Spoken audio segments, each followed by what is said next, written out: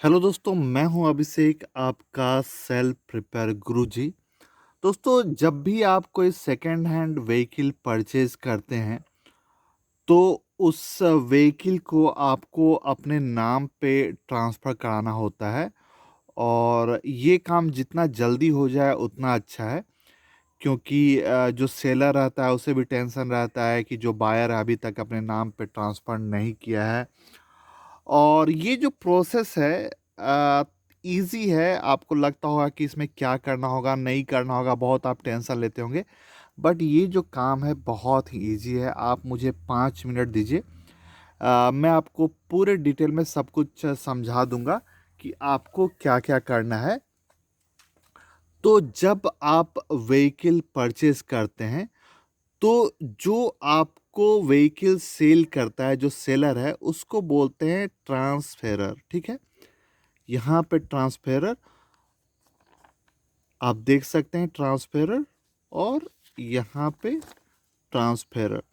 तो जैसे ही आप व्हीकल परचेज करते हैं तो जो आपका सेलर रहता है उससे आपको फॉर्म नंबर 29 का 2 कॉपी, ये फॉर्म नंबर 29 है और अगेन फॉर्म नंबर 29 है, इसका 2 कॉपी पे यहाँ पे देखिए, यहाँ पे एक साइन आएगा और फिर से 29 यहाँ पे एक साइन आएगा और फिर यहाँ पे जो फॉर्म नंबर 30 है इसका 1 कॉपी रहेगा, यहाँ पे साइन आएगा। और आपको साइन ले लेना है। हालांकि ये साइन आपको ब्लैंक फॉर्म पे नहीं लेना चाहिए। मतलब ठीक है, अगर अंडरस्टैंडिंग है सेलर बायर में तो ठीक है, ले लेता है आदमी।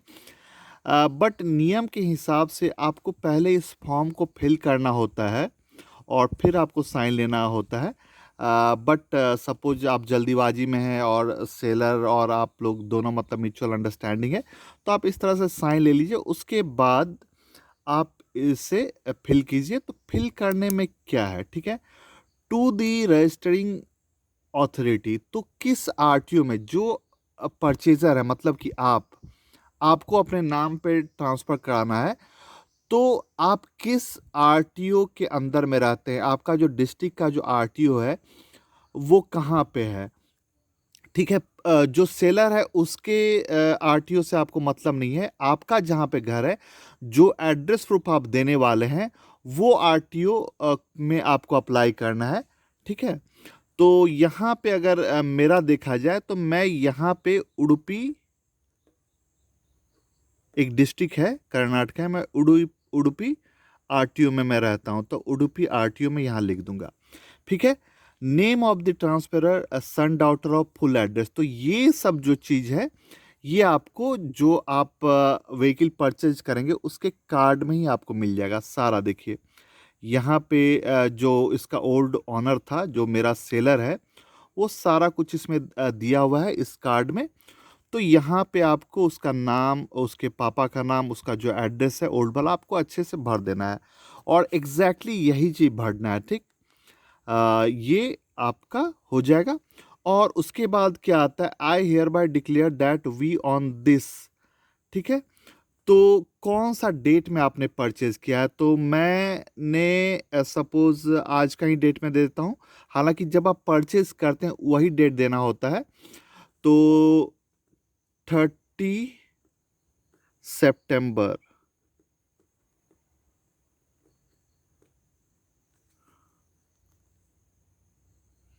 2020, ठीक है। यहाँ पे मैंने 2020 को मैंने ये किया है। और उसके बाद sold my vehicle bearing registration mark. तो इसका रजिस्ट्रेशन नंबर क्या है, तो यहीं पे व्हीकल का जो रजिस्ट्रेशन नंबर है यहाँ पे डाल देना है। टू किसको, तो आपको, आपका क्या नाम है वो आप लिखिए, आपके पापा का नाम या आपके मतलब जो हस्बैंड है उसका नाम वो लिखिए और यहाँ पे आप अपना एड्रेस लिखिए, ठीक है। यहाँ पे ये हो गया। उसके बाद यहाँ पे डेट, एक्चुअली इसी को लिखना था डेट, बट ये नहीं लिखा है, तो आप यही डेट यहाँ पे डाल दीजिए, 30 सितंबर 2020, ठीक है। यहाँ पे अब आते हैं दूसरे साइड, ठीक है। तो दूसरे साइड में फिर वही चीज़ रिपीट होता है, सब कुछ वही रिपीट होता है। टू द रजिस्टरिंग अथॉरिटी, तो वो उडुपी आरटीओ मेरे केस में है। Name of the transferee, transferee मतलब जो बायर है, आप हैं यहाँ पे ट्रांसफेरी, ठीक है। तो आप अपना नाम लिखेंगे, आपने पापा का नाम, फुल एड्रेस आप लिखेंगे, और आधार कार्ड दे रहे हैं या वोटर आईडी दे रहे हैं या अपना ड्राइविंग लाइसेंस दे रहे हैं, तो जो भी उस आधार कार्ड में जो एड्रेस है, वही एड्रेस यहाँ भी प्रॉपरली वही एड्रेस आपको यहाँ भी लिखना है, ठीक है। उसके बाद फिर से वही सब चीज़ आता है, indicate that we own this, तो फिर से यहाँ पे डेट लिखना है, purchase the vehicle bearing registration number यहाँ तक, फ्रॉम किस से, तो इससे लिए हैं, उसका एड्रेस, यही सब चीज़ आपका रिपीट होगा। फिर यहाँ पे आपका साइन आएगा, और यहाँ पे दो आपका एक्स्ट्रा सैंपल सिग्नेचर लगेगा। अब ये सैंपल सिग्नेचर क्यों लिया जाता है, तो ये आपका स्टोर किया जाता है कंप्यूटर में, और जब सपोज आप ये व्हीकल को सेल करेंगे, तो सपोज ये वाला जो सिग्नेचर आपने किया है तो वो प्रॉपरली मैच नहीं कर रहा है 100%, तो फिर इस दोनों सिग्नेचर से मिलाया जाता है, तो एक सेफ्टी के लिए, ठीक है। तो यहाँ पे बस आपको दो सिग्नेचर कर देना है, एक यहाँ पे कर देना है, ये हो गया। और अगर suppose hire purchase lease agreement ये सब नहीं है, तो ये सब आपको ध्यान नहीं देना है। और यहाँ पे ये ऑफिस का जो क्लर्क है वो सब ये सब भरेगा, तो इसको भी आपको कुछ नहीं करना है, ठीक है। अब आते हैं फॉर्म नंबर 29 में, तो फिर यही चीज़ रिपीट होगा, टू द रजिस्टरिंग अथॉरिटी, उसके बाद इस व्हीकल का मतलब नंबर क्या है, इंजन नंबर क्या है, चेसिस नंबर क्या है, फिर आपका नाम, परचेजर का नाम, वही सब चलता रहेगा यहाँ पे। और फिर यहाँ पे ऑफिस का जो क्लर्क रहेगा वो भरेगा, यहाँ पे आपको कुछ नहीं करना है, ठीक है। तो बहुत इजी है, सब कुछ आपको समझ में आ गया क्या है। तो आपका नाम भरना है, जो सेलर है उसका नाम लिखना है, जो उसका एड्रेस है, आपका एड्रेस है, वही सब चलता रहेगा, और व्हीकल का चेसिस, इंजन नंबर और स्टेशन नंबर ये सब फिल करना है। तो बहुत ही सिंपल है। तो यही है फॉर्म नंबर 29। और सेम चीज़ यहाँ पे फिर से ये दूसरा कॉपी है, तो उसमें भी फॉर्म नंबर 29 में आपको भरना है। तो आपका फॉर्म नंबर 30 और फॉर्म नंबर 29 और 29 आपका कंप्लीट हो गया। इतना आपने कंप्लीट कर लिया। आप मुश्किल से आपको 10 मिनट लगेगा, आपका ये काम हो जाएगा। तो फॉर्म नंबर 29 का 2 कॉपी और फॉर्म नंबर 30 का 1 कॉपी आपने फिल कर दिया, ये काम आपका हो गया। इसके अलावा आपको क्या देना है, तो जो आपका रजिस्ट्रेशन सर्टिफिकेट है, आरसी, ये आपको देना है, ठीक है, ओरिजिनल। और सपोज आपने ओरिजिनल आरसी बुक मिस कर दिया है या आरसी कार्ड आपने मिस कर दिया है, तो आपका टेंशन और बढ़ जाएगा। आपको डुप्लीकेट आरसी के लिए अप्लाई करना पड़ेगा। अब ये जो डुप्लीकेट आरसी के लिए आप अप्लाई करेंगे, तो अगर आप बायर हैं तो आप अप्लाई नहीं कर सकते हैं। जो इसका ओल्ड ऑनर था, जो अभी इसका ओनर है एट प्रेजेंट, वही अप्लाई कर सकता है। तो कभी भी अगर आप व्हीकल परचेज़ करने जाते हैं और वो बोलता है सेलर कि मेरे पास इसका ओरिजिनल आरसी नहीं है, हालांकि व्हीकल मेरे ही नाम पे है, तो उसको पहले बोलिए कि आप डुप्लीकेट आरसी के लिए अप्लाई कर दीजिए, और जब आरसी आ जाएगा तब मुझे सेल कीजिएगा। तो ये इंपॉर्टेंट होता है, ठीक है। और आरसी अलग अलग तरह का आता है, पेपर टाइप का आता है, कार्ड टाइप का आता है, पहले बुक टाइप का आता था, अब बुक टाइप का नहीं आता है, जनरली इस तरह का स्मार्ट कार्ड में ये आता है यहाँ पे। तो आरसी ओरिजिनल, फॉर्म 29, 30, उसके बाद एड्रेस प्रूफ। अब ये आप पे डिपेंड करता है कि कौन सा आप एड्रेस प्रूफ देते हैं। आधार कार्ड दे सकते हैं आप, उसके बाद वोटर आईडी दे सकते हैं, आपका ड्राइविंग लाइसेंस दे सकते हैं, पासपोर्ट दे सकते हैं, बहुत कुछ रहता है। एक बार आप आरटीओ में जा कर के पूछ लीजिए कि क्या उन्हें अच्छा लगता है, वही आप दे सकते हैं। उसके बाद इंश्योरेंस सर्टिफिकेट आपको देना है, ठीक है। और उसके बाद पॉल्यूशन सर्टिफिकेट, ठीक है। पॉल्यूशन सर्टिफिकेट हर एक जगह डिमांड नहीं करते हैं, बट अगर आप बनवा लेंगे और एक साथ में रखेंगे, 60 रुपीज़ 80 रुपीज़ का आता है, आप बनवा लेंगे, और अगर वो लोग डिमांड करते हैं तो एक फ़ोटोकॉपी आप दे दीजिए। उसके बाद 2 पासपोर्ट साइज फ़ोटो, इतना चीज़ आपको देना है, और उसके बाद आपको वहाँ पे सबमिट कर देना है। और वो एक चालान काट के देंगे, वो आपको पे करना होता है। लास्ट टाइम मैंने कराया था तो वही 400 के आसपास वो चालान था, तो वो आपको पे करना होता है। उसके बाद आप इसे चालान के साथ सबमिट कर दीजिए और चालान का एक कॉपी आपके पास रहेगा और वो 15 डेज़ 20 डेज़ में आपके नाम पे ट्रांसफ़र हो जाएगा। और ये जो चालान करता है तो बहुत जगह, जैसे कि मैंने चेन्नई में देखा, तो वो आपका ऑनलाइन था, तो वहाँ पे मैंने ऑनलाइन करवा लिया था। और कहीं-कहीं आप ऑफ़िस में वहीं पे एक काउंटर रहता है, वहीं पे आप जमा कर सकते हैं। तो ये सब सिस्टम है। एक और चीज़ आपको जो कि ध्यान देना है कि ये देखिए, ये उडुपी आरटीओ मैंने जैसे लिखा, तो कभी-कभी क्या होता है कि एक ही जगह पे सपोज़ कोई बड़ा टाउन है जैसे कि चेन्नई में, तो यहाँ पे ये जो उडुपी है ये छोटा है। छोटा इन द सेंस कि यहाँ पे पॉपुलेशन कम है, तो यहाँ पे ये उडुपी में एक ही आरटीओ है। बट सपोज कोई मेट्रोपॉलिटन सिटी है या कोई बड़ा टाउन है जहाँ पे बहुत ज़्यादा पॉपुलेशन है, तो वहाँ पे एक ही सिटी में, एक ही टाउन में मोर देन वन आरटीओ होता है। तो वहाँ पे आपको देख लेना है कि आप जहाँ पे रहते हैं वहाँ पे वो किस आरटीओ के अंदर में आता है, तो वो आपको ध्यान देना है। आप सीधे अगर वहाँ पे लिख देंगे कि चेन्नई आरटीओ, तो वो वैलिड नहीं होगा। आपको पहले पता कर लेना है कि आपका जो एरिया है, आपका जो एड्रेस है, वो किस आरटीओ के अंदर में आता है। तो यही सब आपको ध्यान देना है। तो ये देखिए, आपने ये सारा कुछ आपको इंक्लूड कर लेना है। और उसके बाद अगर आप इसे पिन करके, सब कुछ को पिन करके एक आपको इस तरह के फाइल में इसे डाल देना। होता क्या है कि सपोज आप बिना फाइल के इसे डालेंगे, ठीक है, बिना फाइल के अगर आप इसे डालेंगे, ये देखिए मेरे पास यहाँ पे पॉल्यूशन है, उसके बाद इंश्योरेंस है। और इंश्योरेंस का जब आप कॉपी देते हैं तो यहाँ पे एक हाइलाइटर से आप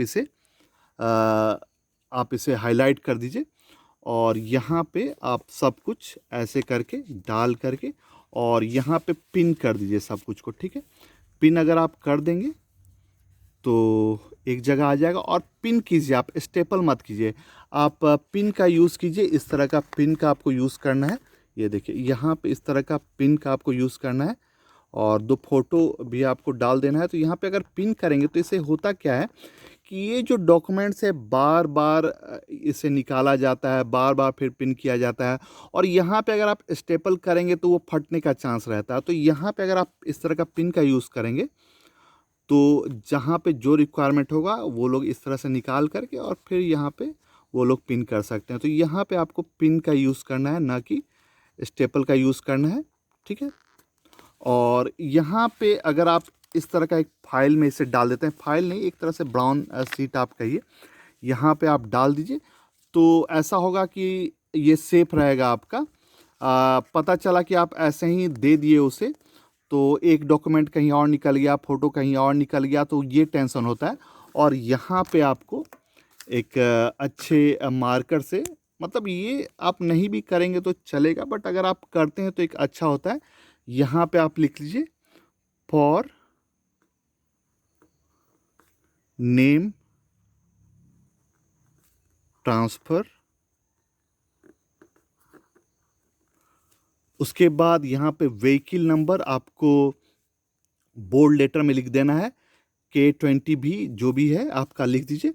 उसके बाद आप यहाँ पे अपने मोबाइल नंबर को भी लिख दीजिए। अब होता क्या है कि कभी कभी कोई प्रॉब्लम आ जाता है, कोई साइन नहीं मिला, चाहे कुछ प्रॉब्लम हो गया, तो वो लोग आपको इंस्टेंटली कॉल कर सकेंगे। तो यहाँ पे आपको अपना मोबाइल नंबर भी दे देना है, तो वो बेस्ट होता है। तो ये सारा कुछ आपको कर लेना है और उसके बाद आपको सबमिट कर देना है। अब आप पूछेंगे कि ये जो फॉर्म है ये आपको मिलेगा कहाँ से, तो आप सिंपली गूगल पे सर्च कर सकते हैं फॉर्म 29, तो आपको वहाँ पे पीडीएफ मिल जाएगा। ये देखिए, यहाँ पे फॉर्म 29 है, आप सर्च कीजिए, आपको पीडीएफ फॉर्मेट मिल जाएगा, आप उसे प्रिंट आउट ले लीजिए। ये देखिए फॉर्म 30। और यहाँ पे सेल्स रिसिप्ट, ये आपके काम के लिए रहता है और ये आपको सबमिट नहीं करना होता है। जब जिससे आप परचेज़ करते हैं वो आपके और सेलर के म्यूचुअल अंडरस्टैंडिंग के लिए होता है, तो ये सब सबमिट नहीं करना है, ठीक है। उसके बाद फॉर्म 28, तो ये फॉर्म 28 आपको तब रिक्वायर्ड होता है जब आप किसी दूसरे स्टेट से कोई व्हीकल परचेज़ कर रहे हैं। अगर आप सेम स्टेट में परचेज़ कर रहे हैं, सपोज आप कर्नाटका में रहते हैं और कर्नाटका ही का गाड़ी है, तो कोई आपको फॉर्म 28 का रिक्वायरमेंट नहीं होता है। हाँ, सपोज आप अगर दूसरे डिस्ट्रिक्ट से परचेज कर रहे हैं, सेम स्टेट है बट डिस्ट्रिक्ट दूसरा है, तो उसमें कभी-कभी, हमेशा नहीं, वो एक्चुअली जो आरटीओ का जो क्लर्क रहता है उस पे भी डिपेंड करता है। वो मांग भी सकता है या नहीं भी मांग सकता है। मोस्ट ऑफ द टाइम वो नहीं मांगता है। तो टू व्हीलर के लिए आपको बी एक्सट्रैक्ट लेना पड़ता है और फोर व्हीलर के लिए सीसी फॉर्म आपको लेना पड़ता है। तो वो अगर आप एक बार आरटीओ में पूछ लेंगे कि मुझे देना है कि नहीं देना है, अगर नहीं देंगे तो चलेगा, तो वो आपको बता देगा। तो फॉर्म 28 अगर सेम स्टेट में है तो कोई ज़रूरत नहीं है। अगर दूसरे स्टेट से ला रहे हैं, दूसरा रजिस्ट्रेशन नंबर है, सपोज आप कर्नाटका में हैं और ला रहे हैं महाराष्ट्र का आप व्हीकल, तो वहाँ से महाराष्ट्र से ही आपको ये फॉर्म लेके आना होगा, तभी आप अप्लाई कर सकते हैं अपने नाम पे। और ये दूसरे स्टेट का दूसरे स्टेट में रजिस्टर करने का एक लंबा प्रोसेस है, उसमें टैक्स वैक्स सब कुछ पे करना पड़ता है, वो कॉस्टली भी आता है। तो वो मैं किसी और वीडियो में कवर करूँगा। तो ये हो गया फॉर्म 28। उसके बाद यहाँ पे देखिए, यहाँ पे ये तो वही है। यहाँ पे और एक चीज़ होता है, जैसे कि कर्नाटका में तो मैंने आपको बता दिया फॉर्म 29, फॉर्म 30 ये सब देना होता है। बट अगर वही बात मैं अब बिहार की करूं, तो वहाँ पे ये सब तो फॉर्म देना ही पड़ता है, बट साथ में एक और चीज़ होता है। अब ये सब जो रूल है, ये स्टेट टू स्टेट भी वैरी करता है। जैसे कि ये तो मैंने बताया ये कर्नाटका का था और मोस्ट ऑफ द स्टेट में यही अप्लीकेबल होता है। बट बिहार में अगर आप जाएंगे तो वहाँ पे, अगर मैंने पटना में अभी जस्ट अप्लाई किया था, वहाँ पे एक और चीज़ मांगा जाता है, एफिडेविट, सेलर का और परचेज़र का एफिडेविट। ठीक है, ये सेलर का है और ये परचेज़र का है। तो इसमें भी वही होता है, एड्रेस ये सब सब कुछ भरना रहता है। और यहाँ पे जो वकील होता है वो स्टाम्प लगा करके इसे रेडी करता है। 200 रुपया आपको देना पड़ता है। तो उसमें आपको एफिडेविट भी जमा करना पड़ता है। और साथ में यहाँ तो सिर्फ आप अपना एड्रेस प्रूफ दे रहे थे, वहाँ पे उसका भी एड्रेस प्रूफ या आइडेंटिटी प्रूफ आपको देना पड़ता है, जो सेलर रहता है उसका भी। तो ये थोड़ा सा आपका 3 चीज़ एक्स्ट्रा वहाँ पे देना पड़ता है। तो एक आइडिया आपको मिल गया होगा कि क्या क्या चीज़ आपको देना पड़ता है। मोस्ट ऑफ द टाइम आपको यही सब कुछ देना पड़ता है। आप इसका एक स्क्रीनशॉट ले सकते हैं और इसको एक बार आप वेरीफाई कर लीजिए अपने आरटीओ में जा कर के, और उनसे पूछ लिए कि इसके अलावा भी कुछ देना है कि नहीं। और ये हो गया। उसके बाद इसमें कितना कितना कॉस्ट लगता है, तो ये वीडियो लंबा हो गया है और अभी मैं इसको अप्लाई कर रहा हूँ। और अभी लेटेस्ट ये वैरी करता रहता है, ये जो कितना आपको उसका चालान कटेगा वो वैरी करता है, स्टेट टू स्टेट भी वैरी करता है, टाइम टू टाइम भी वैरी करता है। बहुत पहले मैंने कराया था तो 400 में हुआ था, उसके पहले मैंने कराया था तो 200 में हुआ था। तो ये टाइम टू टाइम वैरी करता रहता है। तो अभी मैं इसको जा रहा हूँ, इसे अप्लाई करूँगा और उसके बाद मैं इस वीडियो के नेक्स्ट पार्ट में आपको बताऊँगा कि इसे ट्रांसफ़र करने में मुझे कितना कॉस्ट लगा, कितना टाइम लगा। तो आपको एक डिटेल नॉलेज मिल जाएगा। तो दोस्तों यही था इस वीडियो में। और प्लीज़ वीडियो को लाइक किए, अपने दोस्तों में शेयर किए, चैनल को सब्सक्राइब किए और साथ में उस बेल आइकन को प्रेस किए, ताकि इस वीडियो का मैं जब नेक्स्ट पार्ट लाऊं तो आपको उसका नोटिफिकेशन मिल सके और आप उसे सबसे पहले देख सकें। And at last, thank you for watching. मिलते हैं नेक्स्ट वीडियो में।